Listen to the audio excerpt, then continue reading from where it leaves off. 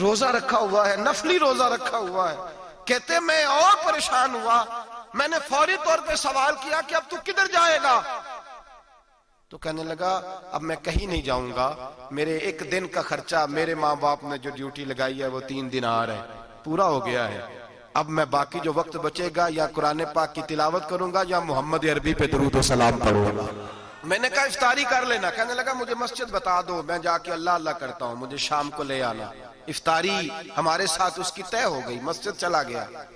مغرب بعد لینے گیا تو کہنے لگا عشاء کے بعد آنا، اب تو میں نے پانی سے افطار کر لیا، کھانا کھانے جاؤں گا تو جماعت رہ جائے گی. کہتے ہیں عشاء کے بعد میں لایا، اس کو کھانا کھلایا. رات گہری ہو گئی تو میں نے کہا تو سو نہیں جاتا؟ کہنے لگا کوئی عرض نہیں، کبھی دور مزدوری کرنے نکل جاؤں تو رہ بھی جاتا ہوں، گھر والوں کو پتا ہے. کہتے میں نے مسافر خانہ کھولا، یوں سمجھیے ڈرائنگ روم بیٹھک میں نے کھولی، اس کو سلا دیا. میں اور میری بیوی اپنی معذور بیٹی کو روٹی دینے گئے اور ہم نے جا کے اس کو کھانا کھلایا جو ٹانگوں سے معذور تھی، اور ساتھ کہا کہ بیٹی آج بڑا پرہیزگار جوان ہمارا مہمان ہے، آج چڑھتی جوانی اور تقوی کی روشنی اس کے چہرے سے چمکتی ہے، کیا بات ہے، بڑے ہی اچھے گھرانے کا تربیت یافتہ ہے. کہتے ہیں بچی کو کھانا کھلا کے لوٹے، اپنے کمرے میں سو گئے، بیٹی اپنے کمرے میں لیٹ گئی. ترس گئے تھے کہ بیٹی قدموں پہ چلے. تہجد کا وقت ہوا تو دروازے پہ دستک ہوئی، بڑی بے چینی کے ساتھ اٹھے میاں بیوی. کون ہے؟ بیٹی کی آواز آئی ابا جی دروازہ جلدی کھولیں. کہتے ہیں کلیجے پھٹنے لگے، ذہن بکھرنے لگے، سوچے ہیں کہ وہ 2-1 منٹ ہمارے اوپر پہاڑ بننے لگے. دروازہ کھولا تو وہ بیٹی جس کے لیے ترس گئے تھے کبھی چلے گی، وہ اپنی ٹانگوں پہ کھڑی ہے، کبھی دوڑ کے ادھر جاتی کبھی دوڑ کے ادھر آتی. بیٹیاں پریشانی کا فون کر دے تو پھر بھی آنسو نکل آتے ہیں، اور بیٹی گھر میں خوشی آ جائے تو پھر بھی ماں باپ رو کے ہی شکر ادا کرتے ہیں. ان کے لیے روتے ہی رہتے ہیں. کہتے میں تڑپ گیا، بیوی بھی رونے لگی، بیٹے یہ کیا ہوا؟ ہم تو مایوس ہونے لگے تھے معاذ اللہ کہ اب تو ٹھیک نہیں ہوگی، کیا ہوا؟ کہنے لگے ابا جی اماں جی آپ نے بتایا نا نیک جوان آیا ہے، نیک آیا ہے، تو میں آپ چلے گئے تو میرے دل میں خیال آیا اے اللہ اگر وہ واقعی نیک ہے تو اس کے صدقے مجھے شفائی عطا فرما دے. یا ایھا الذین آمنوا اتقوا اللہ وابتغوا الیہ الوسیلہ، اے اللہ صحت ہی دے دے. کہتے ابھی میری دعا بھی پوری نہیں ہوئی کہ میرا وجود حرکت کرنے لگا، اور یہ دیکھو میں اٹھ کے کھڑا ہو گئی ہوں. کہتے ہیں ہم لوگوں نے یہ دیکھا تو بھاگے اس کے کمرے کی جانب. جب دروازے پہ ہاتھ رکھا تو دروازہ کھل گیا، آگے گئے تو پلنگ خالی تھا، ایک رکا چھوڑ گیا ہے. کہنے لگا مجھے پتا ہے میری حقیقت کھل گئی ہے، میں تو اللہ کا بندہ ہوں، اگر تمہیں مجھ سے ذرا بھی پیار ہو گیا ہے تو پھر میرے پیچھے نہ بھاگنا، اللہ کی بارگاہ میں جھک جانا، پھر گناہوں سے توبہ کر لینا.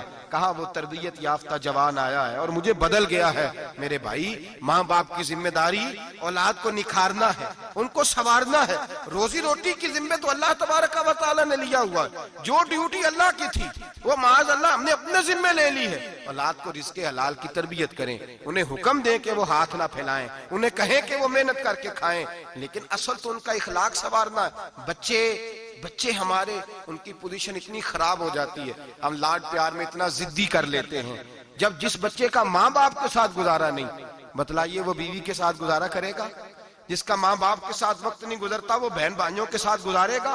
جس کا ماں باپ کے ساتھ وقت نہیں گزرتا وہ کولیگز کے ساتھ وقت گزارے گا؟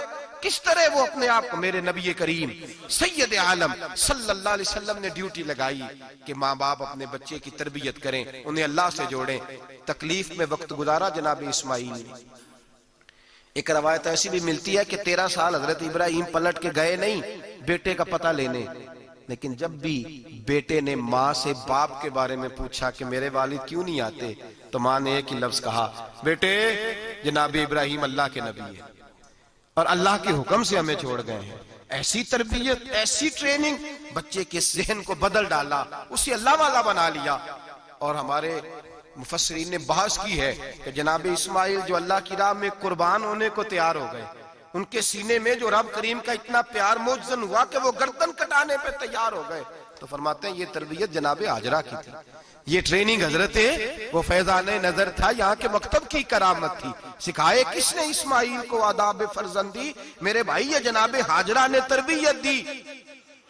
ایک بہت بڑے محدث ہیں، اتنے بڑے محدث ہیں کہ میرے نبی کریم کی مسجد نبوی میں وہ حدیث کے استاد رہے.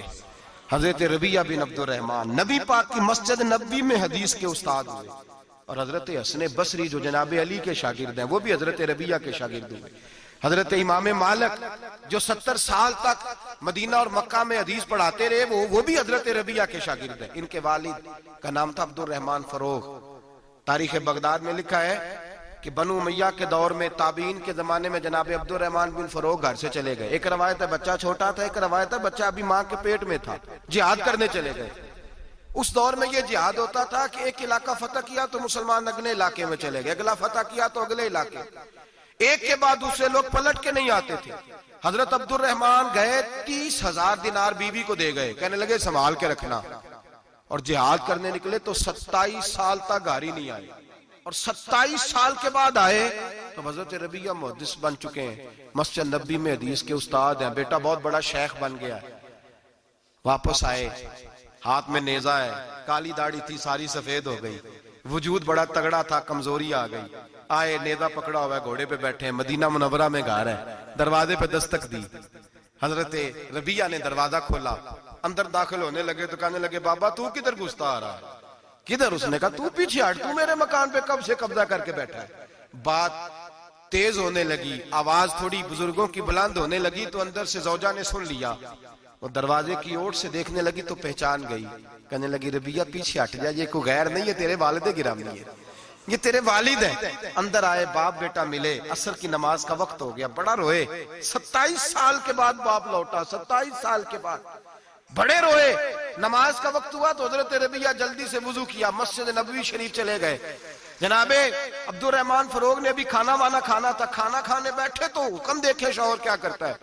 یہ نہیں پوچھا کہ 27 سال حال کیا رہا, پوچھنے لگے میں تجھے 30,000 دینار دے گیا تھا, وہ کدھر ہے؟ تو زوجہ کہنے لگی کھانا کھا لو, عصر کی نماز پڑھ کے آؤ, پھر بتاتی ہوں پیسے کہاں ہیں. آپ کی رقم بڑی اچھی جگہ پہ محفوظ ہے. کہتے ہیں میں نماز پڑھنے مسجد گیا, عصر کی نماز کے بعد میرے نبی پاک کے منبر پر ایک نوجوان بیٹھا ہے. گھر میں تو ان کا انداز ٹوپی پہننے کا تھا نا, سادے عام لباس میں, مسجد نبی میں جبہ پہنا ہے, سر پہ امامہ ہے, خوبصورت لب و لہجے میں رسول اللہ کے منبر پر بیٹھ کر, نبی پاک کے منبر پر بیٹھ کر. پتہ نہیں آپ کو اس بات کی لذت نصیب ہو رہی ہے کہ نہیں, عام جگہ نہیں, نبی پاک کے حضور کے منبر پر بیٹھ کر نبی پاک کی حدیثیں سنا رہے ہیں. اتنا بڑا مقدر. کہتے ہیں حضرت امام مالک جیسے لوگ, خواجہ حسن بصری جیسے لوگ کاغذ قلم لے کے حدیثوں کی سماعت کر رہے ہیں, ان سے درس لے رہے ہیں. جناب عبد الرحمن کہتے ہیں میری نظر اٹھی, کچھ بوڑھا ہو گیا تھا, کچھ اس وقت وہ ٹوپی میں سادے لباس میں تھے, پہچان نہ پایا. ایک شخص سے پوچھا یار ہے تو جوان پر اس کے چہرے کی نورانیت میرے دل کو بھا گئی ہے تو جوان پر اس کا حدیثیں بیان کرنے کا انداز میری طبیعت کو گھائل کر گیا. یہ کون ہے جو نبی پاک کی مسجد میں بیٹھ کے حدیثیں بیان کر رہا ہے؟ تو کہتے ہیں امام مالک کہنے لگے بابا جی چپ کر جاؤ, ہمارے استاد کے بارے میں اونچے لب و لہجے میں بات نہ کرنا, دیکھتے نہیں کتنے کتنے لوگ بیٹھے ہوئے خاموشی سے. تو میں نے کہا مجھے بھی تو بتا دو نا ہے کون. تو کہنے لگے کوئی عبد الرحمن فروغ نام کے بزرگ ہیں, یہ ان کے بیٹے ہیں, ربیہ نام ہے. کہتے ہیں جب لفظ کہے تو میرے آنسو چھلک کے باہر آئے اور میں حضور کی مسجد میں گر گیا اور رونے لگا کہ یہاں اور میرے رسول پاک سید عالم صلی اللہ علیہ وسلم کے منبر پر اور میرا بیٹا. کہتے ہیں میں تڑپ کے گھر گیا اور گھر جا کے میں نے اپنی بیوی کو جب دیکھا تو میرے آنسو نکل گئے. میری بیوی سمجھ گئی کہ یہ میرے محدث بیٹے کو دیکھ آیا ہے. کہتے ہیں بیوی رو کے کہنے لگی میں نے آپ کے 30,000 دینار آپ کے بیٹے کو مصطفیٰ کریم کی حدیث کا استاد بنانے میں خرچ کر دیے. میں نے وہ 30,000 دینار خرچ کر دیے, 30,000 دینار آپ کا بیٹا میں نے.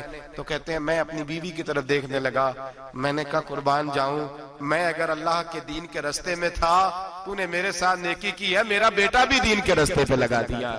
میرے بھائی اللہ سے جوڑا, اللہ سے جوڑا. ان لوگوں نے اپنی اولادوں کو رب کریم والا بنایا, ان لوگوں نے اپنی اولادوں کو. اور پھر جب ارشاد فرمایا کہ چھوٹی چھوٹی برائی, ایک لقمہ حرام سے بھی وہ لوگ بچے.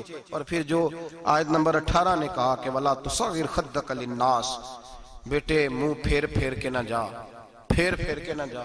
اگر آپ ناراض نہ ہوں تو ہم تربیت دیتے ہیں, کہتے ہیں اس بچے کے ساتھ نہ پھرا کر, یہ غریب ہے, اس کے ساتھ نہ پھرا کر. وَلَا تَمْشِ فِي الْأَرْضِ مَرَحًا, حضرت لقمان بیٹے سے کہتے ہیں منہ پھیر پھیر کے لوگوں سے بات نہ کر اور اکڑ اکڑ کے نہ چل. إِنَّ اللَّهَ لَا يُحِبُّ كُلَّ مُخْتَالٍ فَخُورٍ, اللہ کو وہ پسند ہی نہیں جو اکڑ اکڑ کے چلے اور اترائے.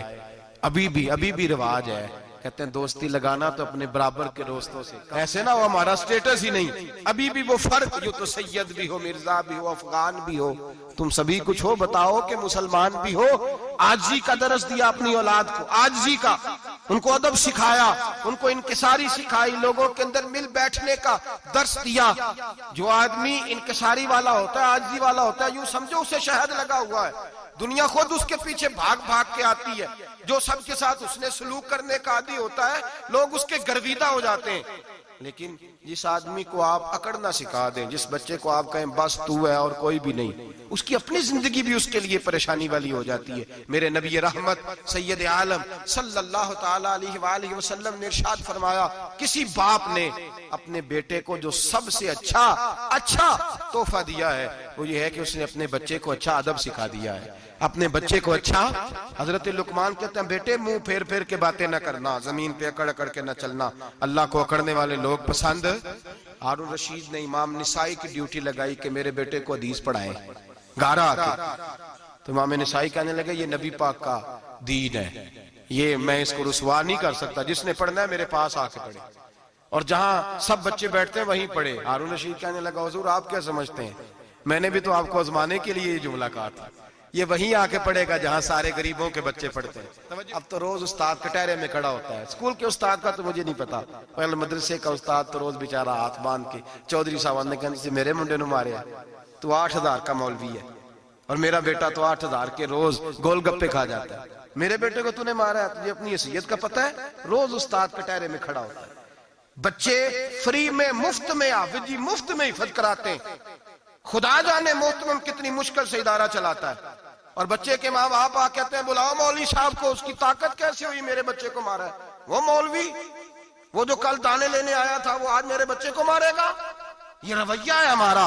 ہارون رشید بادشاہ نے اپنے بیٹے کو امام نسائی کے پاس پڑھنے بٹھایا، ایک دن حضرت کہاں لوگ کہتے بس بس بیٹا ٹھیک ہے سیدھا سیدھا تو دین سیکھ کے آیا، ایسے کسی درویش کا مرید ہونا اور کسی عالم کی نوکری کرنا، اب تو بالکل ٹھیک ہے، پیر اساں بھی رکھے نے، یہ کہ تیرا طریقہ ہے، تو تو پیچھے لگ گیا ہے، یہ کس طرح کا تیرا رویہ ہے؟ ہارون رشید بادشاہ، ہارون رشید وقت کا مطلق العنان بادشاہ، امام نسائی ان کے بیٹے کے استاد ہیں، امام نسائی رحمت اللہ علیہ کے پاس بیٹا پڑھتا ہے، ہارون رشید گزر رہا تھا تو بیٹا وضو کرا رہا ہے، شہزادہ وضو کرا رہا ہے استاد جی کو، اور پیر دھلا رہا ہے۔ ہارون رشید گھوڑے سے گزرا تو اس نے دیکھا خانقاہ کے باہر، مدرسے کے باہر استاد جی وضو کر رہے ہیں اور بیٹا وضو کرا رہا ہے، سراہی پکڑی ہے، لوٹا پکڑا ہے، استاد جی پیر دھو رہے ہیں۔ ہارون رشید غصے سے اترا، ساتھ بہت سارے سپاہی تھے، انہوں نے کہا کہ یہ مولوی کو مارے گا، مولوی کو مارے گا کہ تو کس طرح میرے بیٹے سے یہ کام کاج کرا رہا ہے۔ کہتے نیچے اترے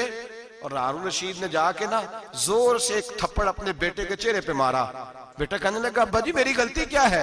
فرمانے لگے تجھے پتہ ہی نہیں تو کس شخص کے پاس پڑھتا ہے، تو پانی ڈال رہا ہے، تیرے استاد کو اپنے ہاتھوں سے اپنے پیر دھونے پڑ رہے ہیں، بیوقوف، ایک ہاتھ سے پانی ڈال اور دوسرے ہاتھ سے استاد کے پیر دھو، تجھے پتہ ہی نہیں کہ یہ شخص جب نبی پاک کی حدیثیں بیان کرتا ہے تو کئیوں کو مصطفیٰ کا دیدار نصیب ہو جاتا ہے۔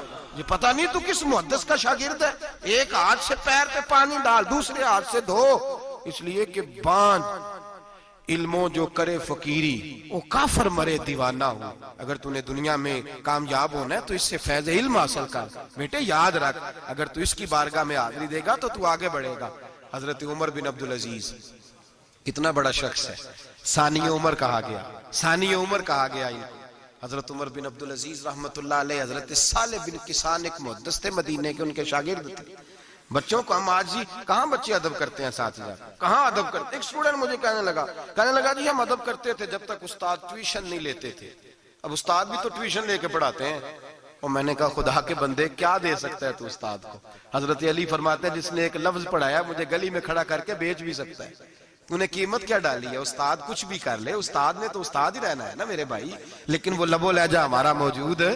مجھے ایک دفعہ میرے کالج کے لوگوں نے بلایا، کہنے لگے آپ یہاں بھی پڑھے ہوئے ہیں اور مدارس میں بھی، تو ذرا فرق بیان کریں کالج کا اور مدرسے کا، کچھ بیان کریں۔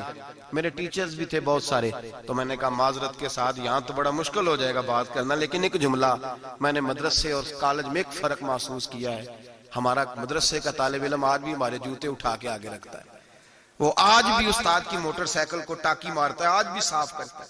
ہمارا مدرسے کا طالب علم آج بھی استاد کو پشت نہیں کرتا، لیکن کالج کا طالب علم پوچھتا ہے اسلامی اطلاع آیا ہے، انگریزی والا آیا ہے.